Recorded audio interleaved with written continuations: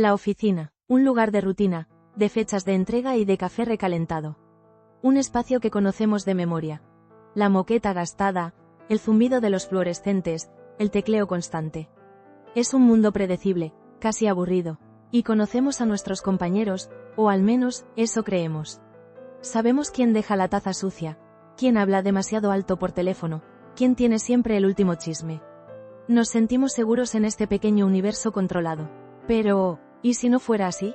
¿De verdad conoces a la persona que se sienta en el cubículo de al lado? Estas historias te harán dudar. Imagina esto, son las 9 de la noche.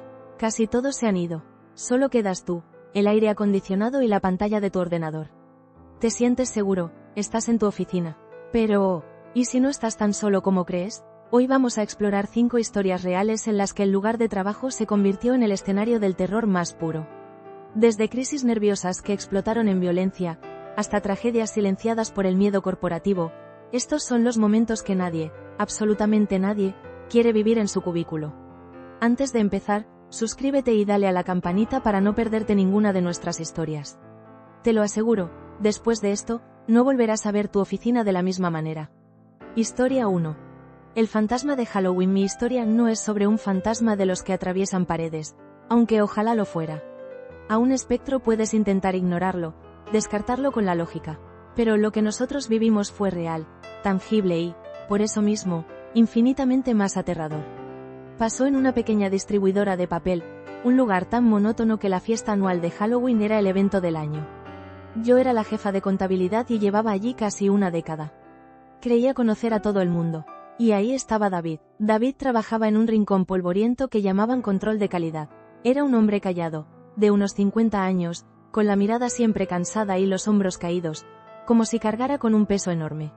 Siempre comía solo. Si te cruzabas con él, murmuraba un saludo sin levantar la vista. Siendo honestos, casi nadie reparaba en él. Era como la fotocopiadora que siempre se atascaba o el café tibio de la máquina. Simplemente estaba ahí. Ese año, la empresa decidió tirar la casa por la ventana en Halloween. Concurso de disfraces, decoración por todas partes y la promesa de un catering decente por una vez. El ambiente era festivo, casi infantil. La gente llevaba máscaras, sombreros de bruja y dientes de vampiro de plástico. Yo llevaba unas simples orejas de gato. La normalidad era tan densa que casi podías tocarla. David, por primera vez que yo recordara, se había disfrazado. Iba de fantasma, pero no era un disfraz elaborado. Era una sábana blanca con 2 agujeros mal cortados para los ojos. Parecía más una broma triste que un disfraz. Durante la fiesta, se quedó en una esquina, sin moverse. La gente pasaba por su lado, cogía un canapé y ni le miraba. Recuerdo que sentí algo parecido a la lástima, pensando que incluso disfrazado, David seguía siendo invisible. La fiesta terminó. La gente recogió sus cosas, planeando el fin de semana. Yo me quedé un poco más para cerrar unas facturas. La oficina se fue vaciando hasta que solo quedó el silencio de siempre. Serían las 7 cuando, al coger el bolso para irme, me di cuenta de que la luz de su rincón seguía encendida. Qué raro, David nunca se quedaba hasta tarde. Me acerqué, pensando que se habría olvidado de apagarla. David, ¿estás ahí?, pregunté al entrar en el pasillo. Silencio. Al doblar la esquina, lo vi. Seguía sentado en su silla, de espaldas a mí, con la sábana de fantasma puesta. Al principio, me molestó. ¿Se habría quedado dormido? David, dije, un poco más alto, mientras le tocaba el hombro.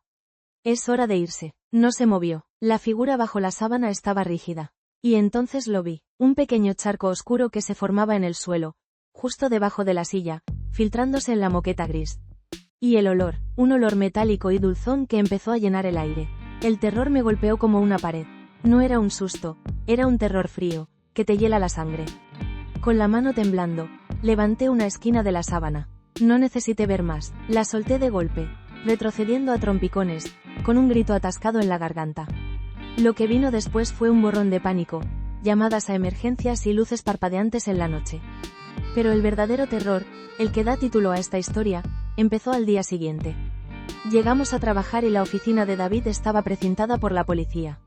Pero la dirección nos reunió a todos. El director, un hombre experto en minimizar problemas, nos dio un discurso que jamás olvidaré. Habló de un trágico incidente, de respetar la privacidad de la familia y, lo más escalofriante, de la importancia de mantener la continuidad del negocio. La palabra sui io no se dijo. Nunca. Se nos pidió, casi se nos ordenó, no especular.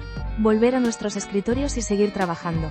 Y eso hicimos, porque teníamos miedo. Miedo de perder el trabajo, miedo de decir algo inconveniente, miedo de la mancha oscura que ahora impregnaba nuestra rutina.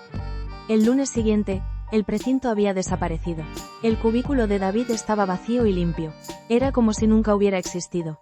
Nadie hablaba de él. Si a alguien se le escapaba su nombre, se hacía un silencio incómodo y se cambiaba de tema rápidamente. La empresa no ofreció ayuda psicológica. La orden no escrita era clara: olvidar. Pero no podíamos olvidar. El fantasma de David, no el de la sábana, sino el de su silenciosa desesperación, se quedó en esa oficina. Lo sentías en el pasillo que llevaba a su antiguo puesto, un tramo que la gente empezó a evitar. Lo veías en las miradas de los demás. Nos volvimos más callados, más aislados. La invisibilidad que tuvo en vida se convirtió en una presencia asfixiante tras su muerte. El terror no fue el acto en sí, sino el silencio forzado que le siguió. La facilidad con la que una empresa puede borrar a una persona y su sufrimiento para proteger su imagen. El verdadero terror fue darnos cuenta de que trabajábamos para un sistema que no solo ignora a sus empleados hasta que se rompen, sino que luego barre los pedazos bajo la alfombra. Dejé esa empresa 6 meses después. No podía soportar el silencio. A veces, por la noche, todavía recuerdo esa sábana blanca y el charco oscuro creciendo debajo. Y me doy cuenta de que el verdadero horror no siempre grita. A veces, simplemente se sienta en una silla vacía, en una oficina que ha decidido olvidar. Historia 2. El colapso del director. Todos hemos tenido un jefe algo excéntrico. De hecho, en el mundo corporativo, la excentricidad a menudo se confunde con genialidad. Nuestro director, a quien llamaré Ricardo, era el ejemplo perfecto. Un tipo de mediana edad con una energía caótica, que siempre buscaba la aprobación de sus empleados. Sus reuniones eran más bien monólogos de comedia fallidos, y nos veía más como su público que como su equipo. Lo aguantábamos porque, en el fondo, parecía inofensivo. Sus payasadas eran el chismorreo de la hora del almuerzo. Nadie vio la presión que se estaba acumulando detrás de su sonrisa. Nadie, excepto quizás yo.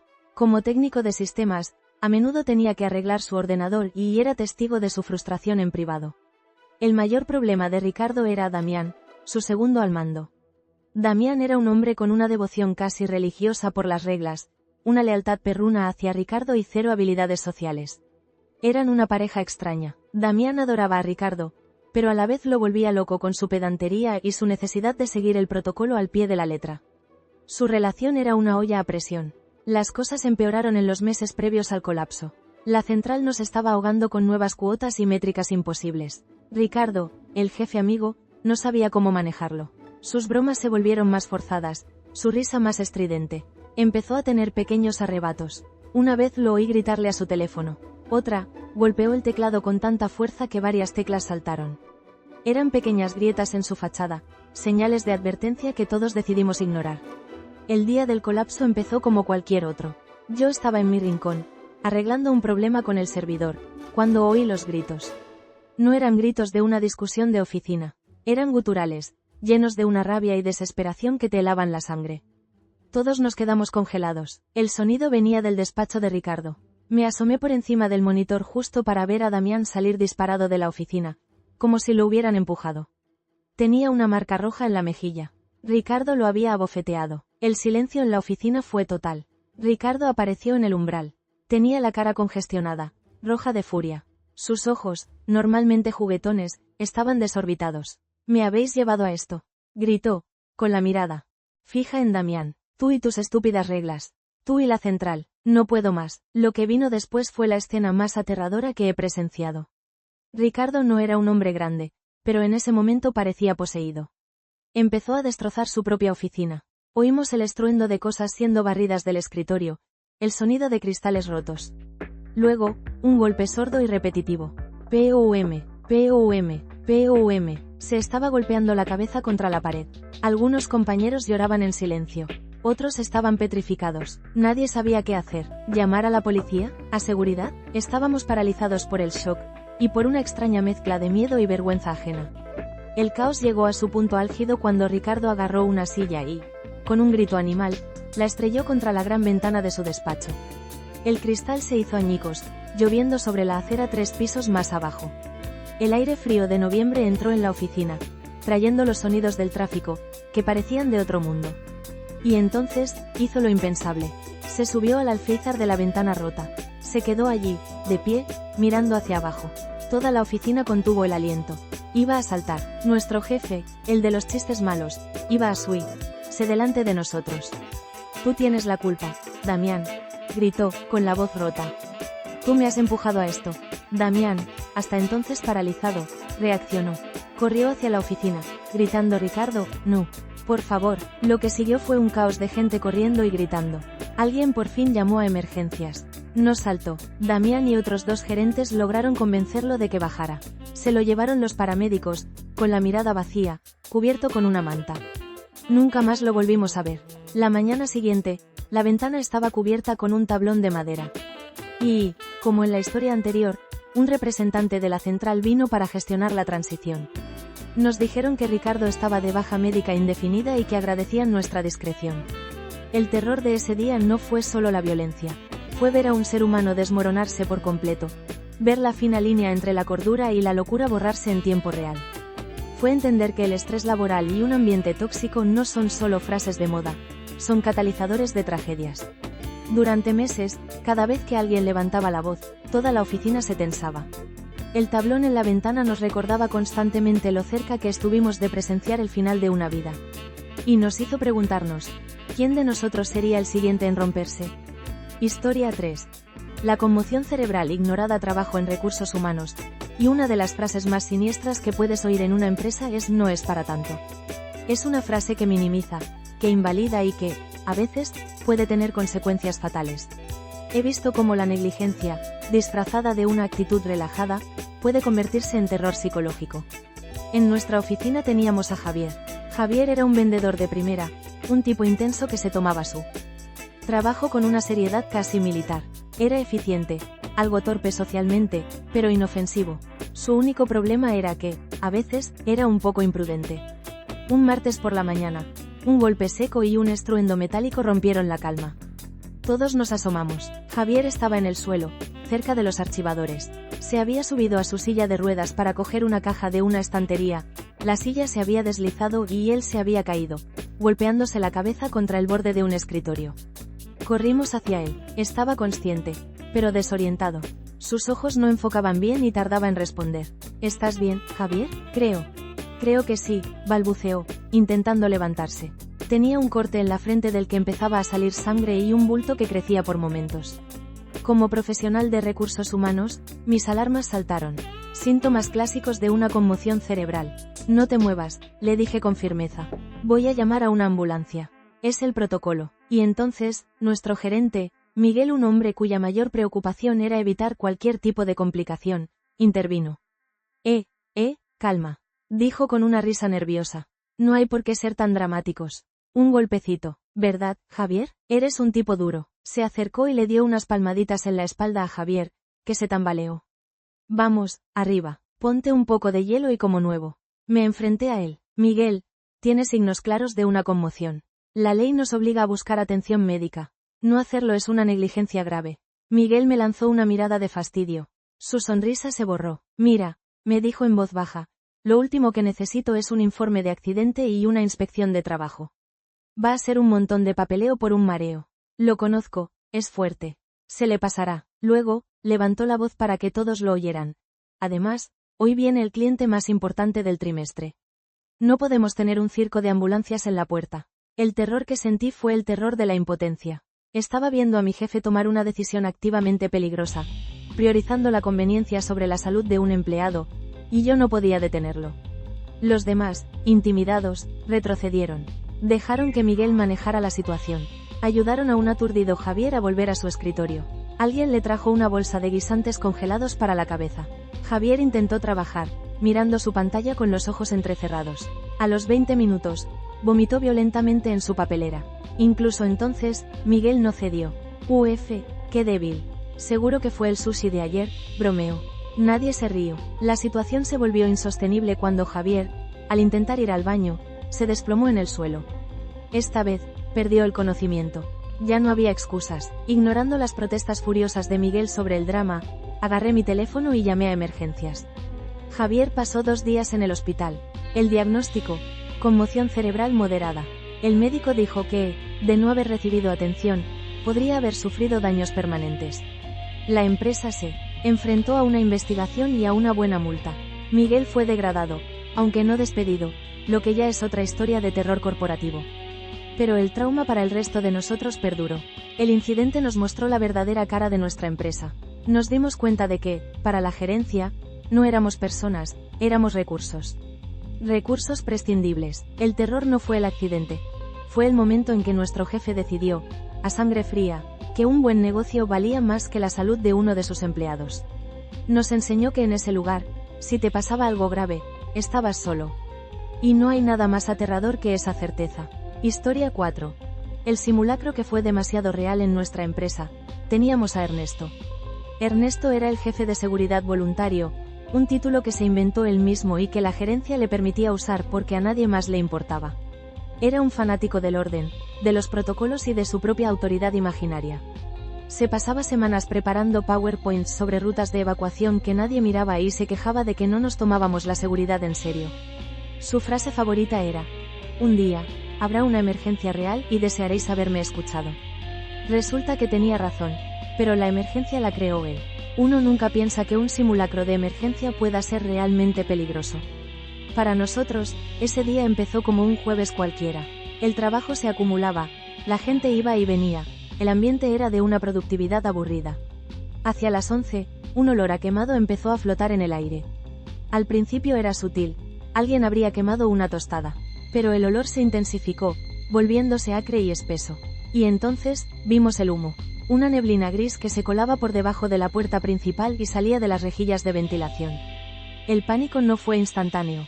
Creció como una ola. Primero, confusión, miradas nerviosas, luego, miedo. Alguien gritó: ¡fuego!, y se desató el infierno. El caos fue absoluto. La gente gritaba y corría. La alarma de incendios, curiosamente, no sonaba. Un grupo corrió hacia la salida principal, pero la puerta estaba atascada. Alguien la había bloqueado desde fuera. El pánico se convirtió en terror ciego. Estábamos atrapados. Recuerdo imágenes sueltas, como flashes. Una compañera rompiendo una ventana con el tacón.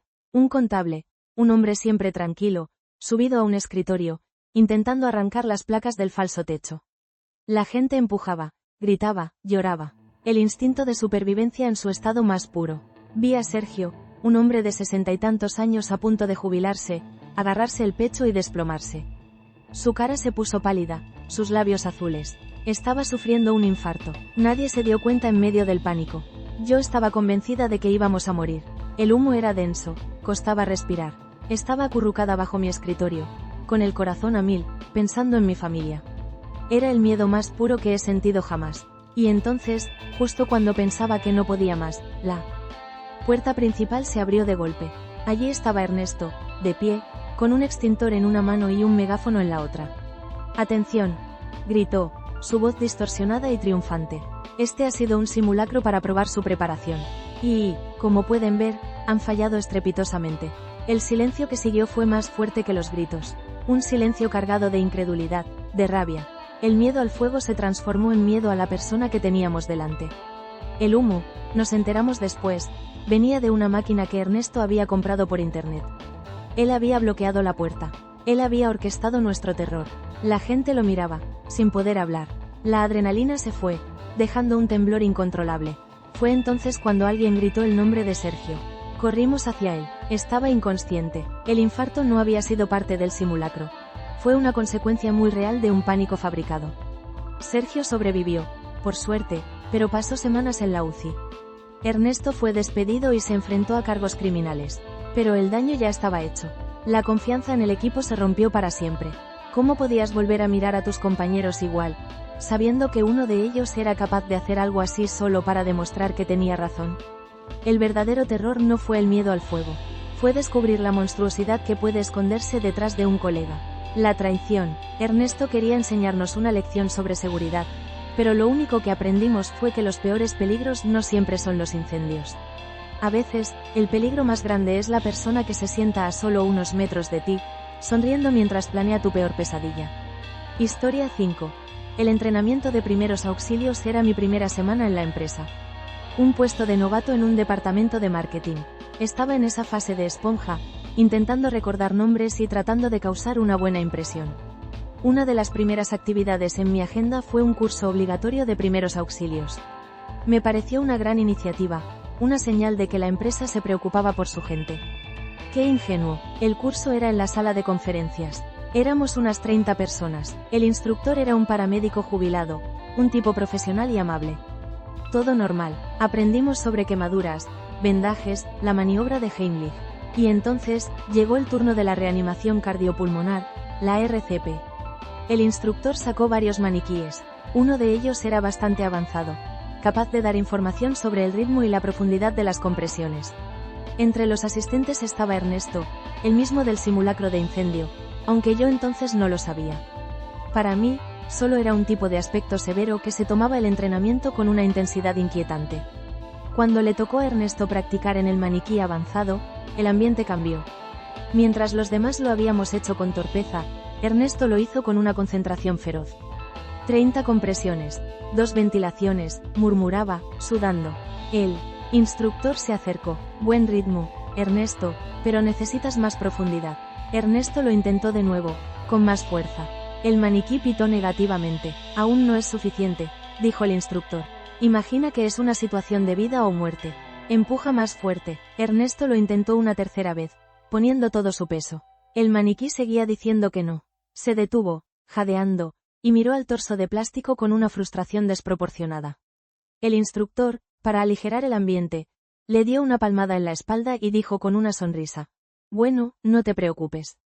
En este caso, el paciente no lo ha logrado. Ha muerto». Fue una frase desafortunada, pero común en estos cursos. Pero algo en Ernesto se rompió. Se quedó mirando el maniquí durante un largo segundo. Luego, sin decir nada, se agachó, abrió su maletín y sacó un cuchillo.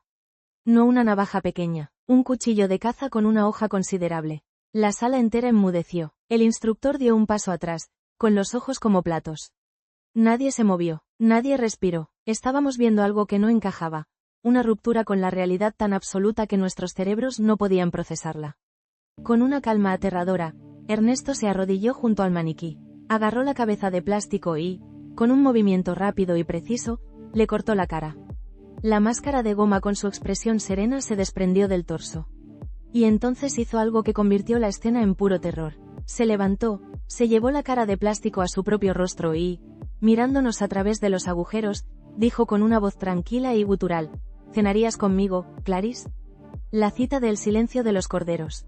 Pero allí, en esa sala de fluorescentes, con ese hombre sosteniendo un cuchillo y la piel de un maniquí sobre su cara, no fue una broma. Fue un vistazo al abismo. Un acto tan profundamente perturbador que nos dejó helados. El instructor gritó que alguien llamara a seguridad. Ernesto pareció salir de su trance. Miró la cara de plástico, luego el cuchillo, y luego a nosotros, como si acabara de darse cuenta de lo que había hecho. Dejó caer todo al suelo y salió corriendo de la sala. El curso, obviamente, se canceló. Ernesto fue suspendido y obligado a someterse a una evaluación psicológica. Pero para mí, el impacto fue brutal. Mi primera semana, había compartido café con un hombre que llevaba un cuchillo de caza en su maletín y que era capaz de un acto tan bizarro por una simple frustración. El terror no fue el cuchillo, fue la revelación de que la normalidad es una máscara muy fina. Que la gente con la que pasas 8 horas al día puede albergar profundidades oscuras e impredecibles. Después de eso, miraba a mis compañeros de otra manera, buscando grietas en su fachada. El terror era saber que el monstruo no siempre está en las sombras. A veces, está en la siguiente reunión, sonriendo y tomando notas. Tragedias silenciadas, colapsos violentos, negligencias casi mortales y actos que revelan una oscuridad insondable. En un compañero, estos casos nos recuerdan una verdad incómoda. El terror puede encontrarse en los lugares más inesperados, en esos entornos que consideramos seguros. La oficina no es solo un lugar de trabajo, es un microcosmos de la condición humana, con toda su fragilidad y, a veces, su capacidad para el horror. Las paredes de un cubículo no siempre nos protegen. A veces, nos encierran con nuestros peores miedos. Ahora te pregunto a ti, ¿has vivido algo parecido en tu trabajo? ¿Alguna vez has visto caerse la máscara de la profesionalidad? Cuéntanos tu historia en los comentarios. Queremos escucharla, y las más escalofriantes podrían aparecer en un futuro vídeo. Gracias por acompañarnos. Duerman bien, si es que pueden.